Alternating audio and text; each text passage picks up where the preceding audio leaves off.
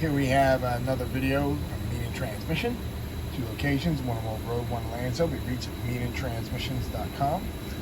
This transmission we're working on here is out of a 530 BMW. It is an all-wheel drive transmission, so here's the BMW transfer case. It goes on the back of the transmission.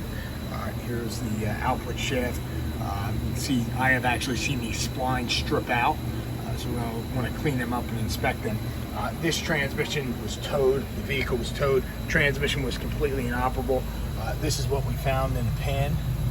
So it was pretty obvious when we dropped the pan that we were dealing with some pretty extensive contamination in the unit. Obviously something came apart pretty significantly.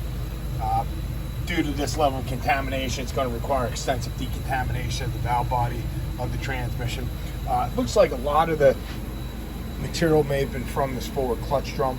The forward clutch drum has a snap ring, perhaps a snap ring broke, and it broke this return spring plate. Clutches in the unit are incinerated. In addition to that, because of the amount of metal contamination, obviously would get ingested into the filter, and would cause it to not allow engagement because of the obstruction of the filter.